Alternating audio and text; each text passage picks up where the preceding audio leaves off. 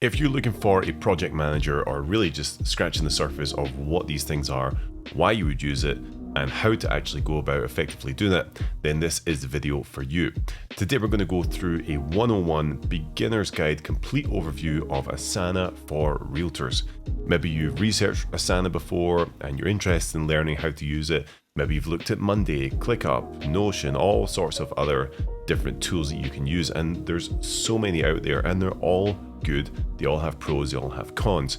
Today I'm going to walk you through the entire Asana platform, how you would use it as a realtor or as a team leader, and then show you how I do it effectively within this amazing platform.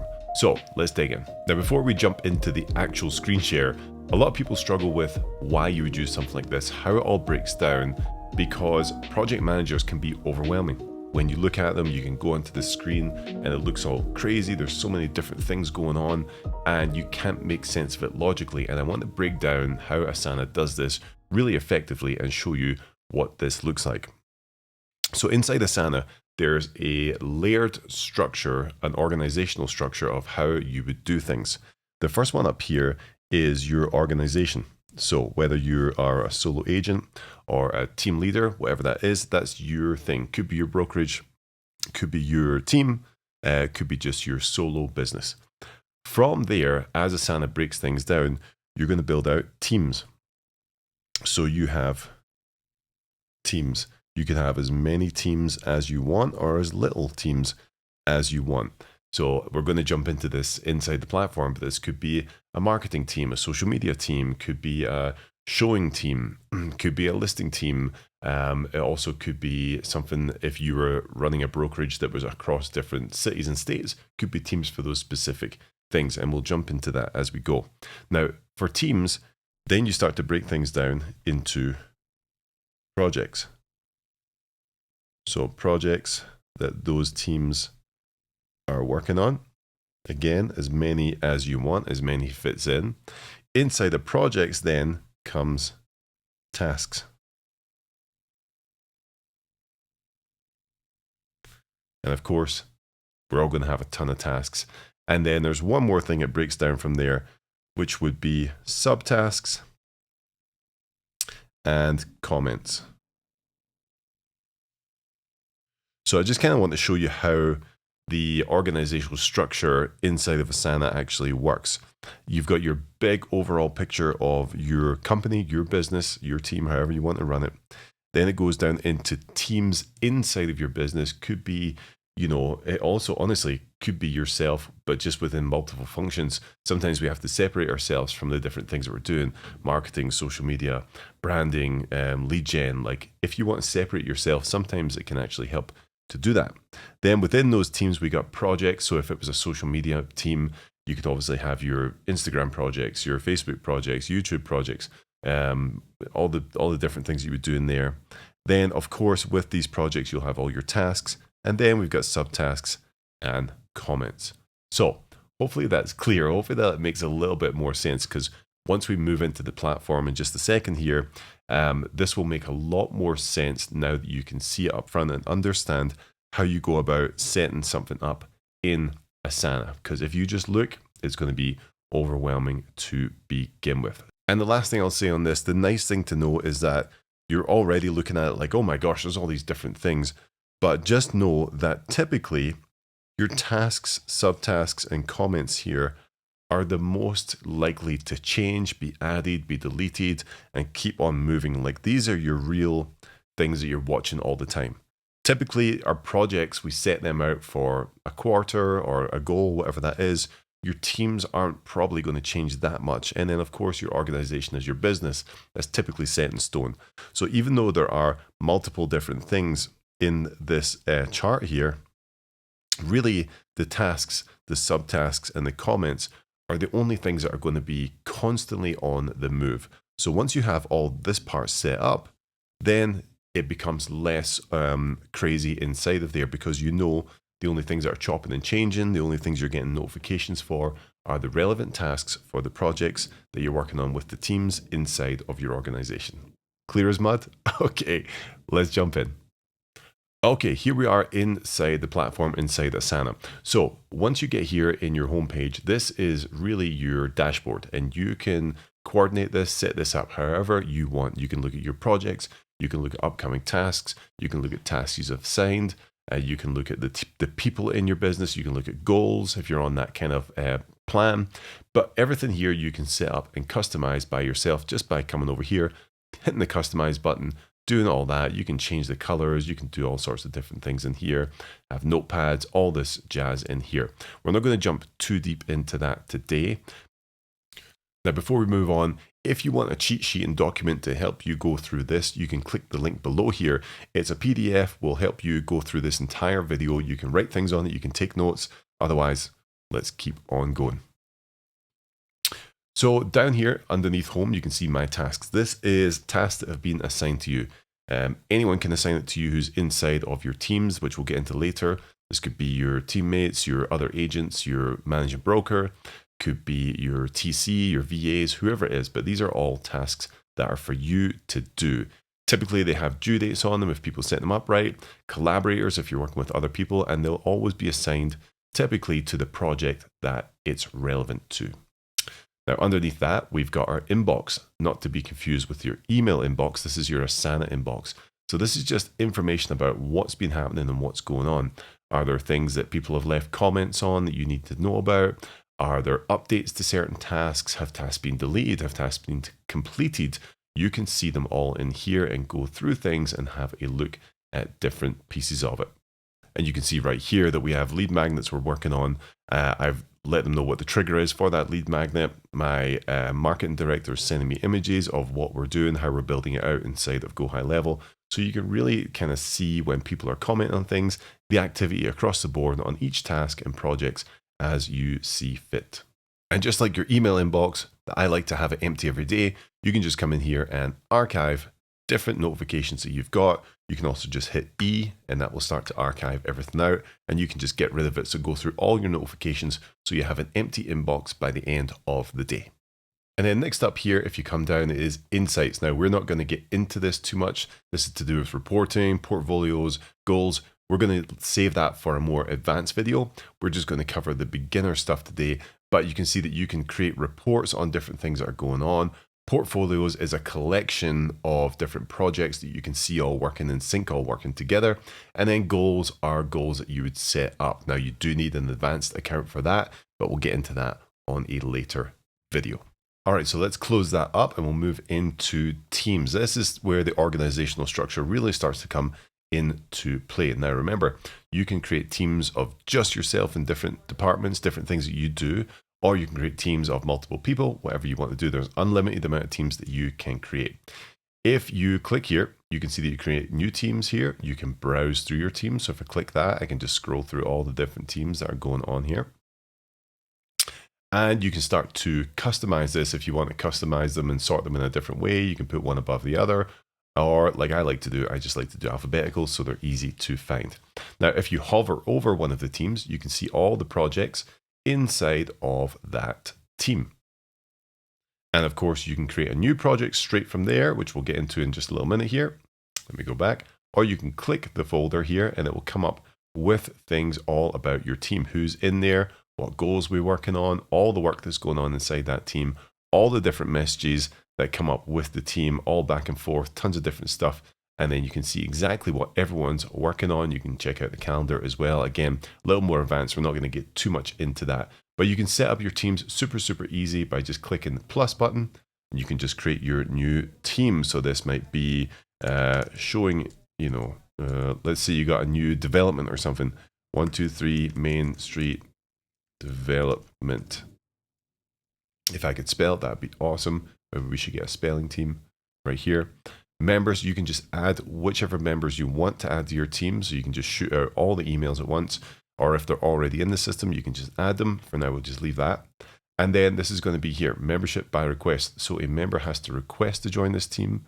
You can make it just public, so anyone can join that team who's already inside the organization, or you can make it private, and then that would be you inviting just specific people to those teams. That's the way I like to set things up typically, and you just click that, sets yourself up with a team, and now you're ready to roll. get projects created, and all sorts of different things inside of here. Now let's go back to our last team here, and we'll click inside of predictable production.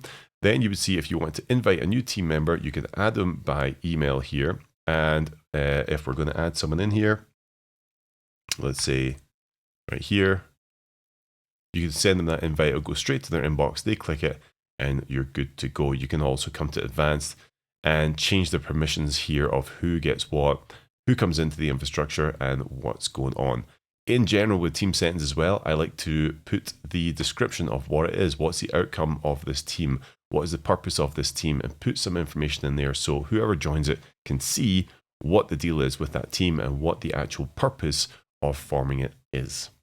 And then we'll exit out of that, and you can go and look at that team, and we'll go into all work, and you can see the current projects that that whole team is working on. So all the different projects, you can go A to Z, you can structure the most last modified, different things like that. You can check them all out. So if we click here, it'll just take you right into that project, and you'll be able to see all the different tasks inside of there that are delegated to yourself, other people, whoever are on the team, and we can go through it. Now, before I start showing you all this, let's create a new project so that you can see it blank. You can see how this is created and how easy it is to start to build out something like this. So what we're going to do is we're going to come up to our 123 Main Street development and just create a project right from here. Now, comes up blank. Now, there's a few things that you can do in Asana which are really cool. They have a ton of templates out there. So you can click on templates and you can browse these templates for different things. So the first thing that comes up when you click templates is your templates. So you can actually create your own templates in here, which you can use over and over again, which is perfect for things like listings and different things because you can create checklists. If it's the same team you're working with all the time, you get a new listing, you just click that template and all the separate tasks, just move it to the right person in there. We'll go over all that in advance and the workflows, but I just want you to see that like you can really speed up your process with the different things you're doing. But what you can do is you can click on Find Inspiration and you can see a ton of different cool templates that Asana has made and put into it for you. So if you've got one-on-one meetings, you can come here and browse it by different departments, sales departments, different things like that. So very cool. You can check all those out to your heart's content, but we are going to come back here. We're going to go back and we're going to do a blank project. Now, you can see that you can import a project from another file or tool. Again, more advanced, we'll get to that on another video, but blank project right here. And, we've talked about the team, which is the 123 Main Street development. So maybe we have pre-sale units. That's going to be a project. If you were starting a development, that's what we would do. You can change the team who you want this to be assigned to. We're going to keep that team. And again, you can do your privacy like we talked about. So can everyone in your entire organization see this? Can your entire team for 123 Main Street see this? Or are you just going to invite some people to it? So we're going to do private to members right now. And why would you do this for certain projects? Because you don't want to overwhelm everyone. If you have a development, does everyone need to see every single project that's going on? You might have some leadership things. You might have just some stuff with the developers that you want to keep. You might have some things that you only want to give to your, showing agents who are there all the time. Whatever the case may be, you just want to set that up properly. And we're going to skip Asana AI right now. Again, another video, but we're just going to hit continue. And you can see the different things that it's going to give us, the different views. So you can see there's an overview board that will give us an entire look at the project and all resources that are in there. A list view, which is super easy to use. A board view, which is your typical Trello, Kanban style view. Timeline view, which is like a Gantt view. And then a dashboard view. And you can add on all these different ones depending on if you have a free Asana or an upgraded one. But for now, let's create this project and it will come up blank. I typically like to start with a list because typically in a list view, I can just start to like bang out all the different tasks and all the different sections that are going on. And then we can choose to use a board view or something if we really want to. All right, so we're going to throw in some different tasks that I kind of came up with here earlier. So I'm just going to copy paste. But all you do to start a new task is you just click in the space like this, and then you just write whatever that is. So once you've written it, you don't have to do anything. If you hit enter, it will add another task here. If you just click away, it will just keep that task there, okay? So if you have multiple tasks, it's cool because you can write one, hit enter, and then you'll put your next one in, hit enter, and then just keep on going and keep on going. So new task, new task, new task. We're just going to add in a bunch of these here. And we'll add some more in here. We'll just throw some in. Again, I just made a list of kind of fake tasks that we can add in here, but you can see you can type in there, you can do this, and we're going to jump into the tasks in just a minute, so don't stress too much about what these all are. I'm just going to show you how to do things. Now, you can see that we just have a big old list of tasks, but that's not really that great, right? Because we want to categorize these. We want to make sure that the right things are in the right places, and that's where sections come in. So with sections, you'll click on this and you'll create, well, it's like we said, a section. So say this section is going to be right here, marketing, research, and positioning. So right here, and again, just click off that and we're good to go. This just lets us start to clean up what this list looks like. So with sections and then tasks inside those sections, it's going to make things a lot better. Now, if you want a shortcut, hit tab with N and it will add a new section inside of here. So let's do this next one as branding and collateral. And we'll just do one more, tab N, and we'll make this one project kickoff and planning. Boom, like that. So all you do now with these sections is just bring in the tasks to get us going. Now, a few ways you can do this. The 9 little dots right here, you can just click it and you can drag right in here. You need to drag and get it right in there. And now that's inside of the section. You can click here and hold shift and then click more to select a few different things. You can drag all of those to another section here. And then we'll click all these ones here. We'll bring them in and put them right there. Now we've cleaned things up. Now things start to look good. Now that that's in, we can switch views and have a look at things. So we can go to our board view and you can see it's just like a regular Kanban, like a Trello, something that you might be used to. You can see straight a board view there. Then you can go timeline. Now, we don't have any dates actually for any of our tasks just yet, so you can't see this. But once this is here, it's a really, really cool one to see to make sure that you're on track for projects. And the cool thing is, if I click away from this now, whichever view you're on becomes the standard view. So it's nice because it doesn't just snap back to whatever. So if you're on timeline view and you're like, I really want to just keep on viewing this way, once you click off it, click back, it'll stick on this one. But let's go back to list for now. So let's take a look at these detailed tasks here. I'm going to close this here. You can close this little screen by collapsing it right here with the 3 dots. So let's take a look at what these tasks look like inside. So click right here to the right of it, boom, and it'll open it up. If you want to full screen it, you can click on this full screen tab right here. But we're going to bring it down for now just because I'm going to show you a couple things here.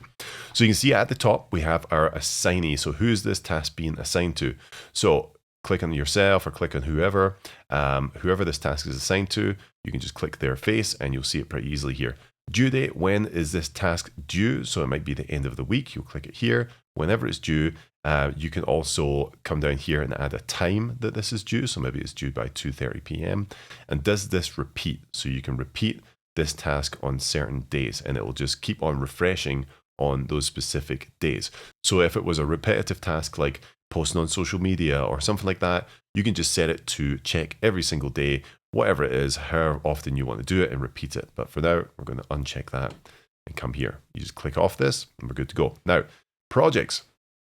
It's in our pre-sale units projects, which we created, but you can see here what section is under, and you can actually move this task to different sections by doing it. Just like that, instead of dragging it up or down, you can change the section of the task here, and you can also add it to other projects. So if it's a task that's in different projects, you can add them in there. Again, we're not going to get too confused in here for now. The next thing is adding dependencies. This is actually really, really cool for things like this. So you're going to add a dependency. So if I look at creating marketing materials, so if we look at this branding and collateral section right here, are we going to create Are we going to be able to create marketing materials before we have a buyer persona development? No, we're not, right? We can't create marketing until we know who our perfect customer is, our perfect client. So what we would say is we would add a dependency and we would find a task. You would look for this buyer persona development, click on this. And now this task cannot be completed until the buyer persona development task is actually completed. So you can see it changed from a check here to a little time. Once the buyer persona development is actually checked off, you'll see that it opens up this checklist now for create marketing materials. So it's really cool if you're running a team or you just have a tendency maybe to just do things sporadically. You can make sure that you set things up in order to be done. So if we uncheck that task again, you can see this task is unable to be checked off until these ones are done. Really, really cool. Now, come down here, you can just add in a description of what this looks like. So create the materials to engage with our our persona. So you want to do that. You can now add in different things here. You can add in different headings. You can kind of make it look super nice and super detailed, emojis, images, all different things. You can also mention people on the team. If you hit at and you say, we're going to mention someone on our team, we can just click it there and it'll add them on.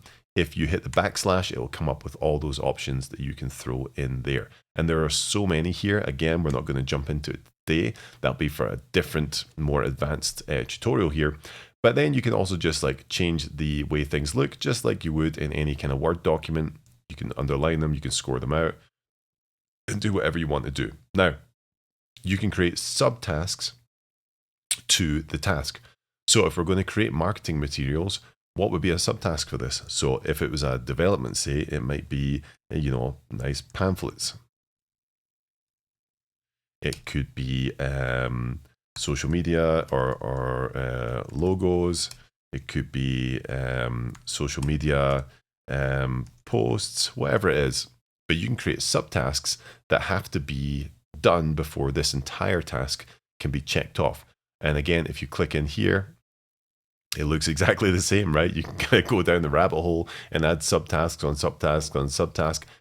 I don't recommend doing more subtasks that are more than necessary, because it can become overwhelming and a ton of different stuff. But again, the subtask, you can see up here that the parent task is creating marketing materials, and we can say this task cannot be done until it's blocked by a different subtask, right? So if we go to create marketing materials, it's going to be blocked by buyer persona development, but it should also be blocked, like this entire task can't be checked off until these guys are done too. So let's add them in. So we can't do it until pamphlets are done, right? We can't do it until logos are done. And, this is really kind of, I wouldn't say micromanaging, but it's definitely keeping you in check. If you are the kind of person who is very structured, systemized, and can take this on without having to do this, it's great. But if you run a team, I would suggest that you start to do this, at least for the start of projects, to make sure people operate in the right way. And then you can see what that looks like. But look, we're not going to be able to mark this complete until we've done all of these. And of course, it will come up and say, these are the tasks that still need to be done. We can click here, check this off, and then we go. And again, with subtasks, so we're in our subtasks here, you can assign these to different people and you can put dates on those subtasks as well. So now you're starting to see how this really starts to work with our project, with our sections, with our tasks and our subtasks. And again, remember what I said at the start, typically tasks and subtasks are the ones that are going to have to be done more and more. Now at the bottom here, you can see all activity that's been done on this particular tasks. You can also drop comments in here, like make sure to create the logo first. And then if I want to, I could add in different things. I could add in different images. I could upload different things by coming over here and clicking on attach. You can upload straight from your computer, from a Dropbox to a connected Google Drive, to all sorts of different things in here. And then you can create emojis, all sorts of different things. And then the last thing I love is appreciations right here. you could just add this on, whatever, right? If you want to kind of make things a little more fun for people, you can add these things in. And again, in another more advanced video, we're going to jump into things like you can drop videos in here. You can use the AI assist to do a ton of stuff here, which is really, really cool. But in essence, this is how you set up your tasks and subtasks commenting inside of this task detail view. Again, you can full screen this to just work on this specific thing all in one, and it really makes it very, very simple and streamlined to use. All right, so let's close that. So now you can see that if we go into the board, you can see some different things. You can see my little face right there and the different comments and subtasks are in there. If we go to the timeline, we now have a couple of due dates that come in here, and you can see how this now starts to be built out. So the last thing I want to show you in this tutorial today is we're going to go back to my tasks here and open this up. And you can see now that for the purpose of this, I've just got my recently assigned sections here. Just like any other project, you can add sections here. And I want to show you some rules real quickly. So we're going to click here and go today. So we want to have tasks that are just for me that need to be done today. So we're going to create a rule here, which is kind of an automation. And to do this, you would come up here and click on customize. There's two ways to do it. You'll see that I've actually deleted a couple of rules for this specific video, so don't stress about this. And you can see what you can do is come down here and add a rule right here. So clicking on rule, and it has a ton of templates that you can use here, like loads of different ones that Asana has here. Built-in stuff. Again, this is all advanced. Don't stress about that. What we're going to do is this first one right here. Due date is approaching. Move tasks to a certain section. Now you can create them all by yourself if you're comfortable with doing that, but the template ones are great. So we're going to click on this one right here, and you can see when due date is approaching. That's the trigger. So we're going to click that. So when due date is approaching, and that's going to be for due today. That's the one we're going to set up. So if it's due today, they're going to move this to section today. Makes sense. You can click down here and change the sections you want. But this is a very simple rule. So if a due date is approaching and the task is due today, it's going to move it to the section today. So we're just going to publish this rule right here. And you can see now that a little lightning bolt came up for this section. And this means that tasks due today will automatically start to move into this section. So let's create another quick section here. We're just going to say tomorrow. So let's just move this up here. And we'll create a rule for this one. So add rule to section. Now, one important thing is up here, you can see runs on tasks and subtasks. There are a few that some of them don't make the subtask cut, which is kind of weird. Like if I show you this, clicking on here, we're going to say when a task is approaching. So when a due date is approaching, you can see that only actually runs on tasks. So we're going to click here and change it to run on tasks. And now we'll say approach. So when a due date is approaching, and we're going to say it's due in 1 day. And then here you can check different rules. We're going to leave that blank for now. And we're just going to say do this. We're going to say move to a section. We're going to say tomorrow. So when a due date is approaching 1 day, so 1 day before is today, when something's coming up, it's going to move it to tomorrow. And you can see the lightning bolt popped up and we're good to go. And one thing to note, you'll see that it's not like throwing everything in here. It takes a little bit of time to do this. So just give it time to do this. It might take a little while to go. And this is where we're going to leave it for today. Now we're going to get into a lot more different videos about automations, workflows, all sorts of advanced things. But hopefully this gives you a good idea of what everything looks like. We talked about our entire dashboard, how we can look at things, how you can add tasks in, your tasks, how you can sift through them, look at them all, how to set them up properly. When we open this up, what does it look like, the due dates, the projects, how we can make dependencies, our teams, our projects within our teams, and the tasks inside of there. So again, if you want a little more clarity, things to work through on this, you can download the worksheet right here. This will help you go through it. You can take notes and do all sorts of different things. But this is the basics of Asana. It's an amazing system. And if you're even working with yourself to keep yourself organized, or to keep a small team, or even a big team, a brokerage, whatever, there is no limit to how you can organize things in Asana. So I hope you enjoyed this. Look out for more advanced Asana tutorials coming up on the channel. We'll see you on the next one.